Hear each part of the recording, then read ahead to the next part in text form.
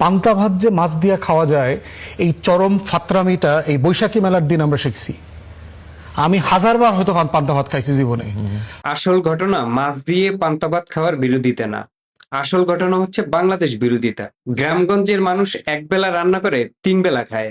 শহরেও যখন গ্যাস ছিল না তখন তারাও একবেলা রান্না করে তিন বেলা ভাত খাইতো। তরকারিও কিন্তু তিন বেলা রান্না করতো না, এক বেলায় রান্না করে তিন বেলা খাইতো। এখন তরকারি হিসেবে মাছ যদি তিন বেলার জন্য রান্না করতো, সেটা কি রাতে ফেলে দিত? গ্রামগঞ্জের মানুষ নদী নালা খালবিল থেকে প্রচুর মাছ ধরতো। একসময় মানুষের প্রধান কাজই ছিল কৃষিকাজের পাশাপাশি ভাত খাওয়ার জন্য নদী নালা খাল বিল থেকে মাছ ধরে আনা। এজন্যই বাঙালিকে মাছে ভাতে বাঙালি বলা হয়। এই ফুয়াদ সাহেব নাকি জানেই না পান্তা ভাত যে মাছ দিয়ে খাওয়া যায়। সে নিজেও কখনো যদি পান্তা ভাত দিয়ে মাছ খায় বা মাছ দিয়ে পান্তা ভাত খায়, তবুও এটা তার জানার কথা না।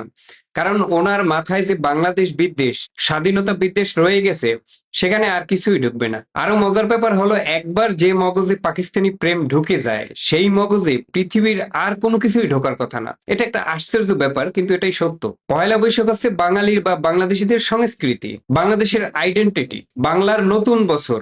ব্যারিস্টার ফুয়াদকে কি জিজ্ঞেস করতে পারেন তিনি আসলে বাঙালি কিনা? তিনি নিজেকে বাঙালি স্বীকার করতে স্বাচ্ছন্দ্য বোধ করেন কিনা?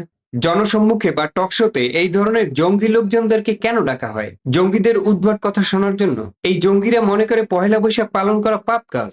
ওরা বাংলাদেশিদের প্রধান খাদ্য ভাতের বদলে আরবের রুটি বা সান্ডা খায় কিনা জানি না, তবে ওরা যে অখাদ্য কুখাদ্য খায় সেটা ওদের কথাবার্তা শুনলে বোঝা যায়।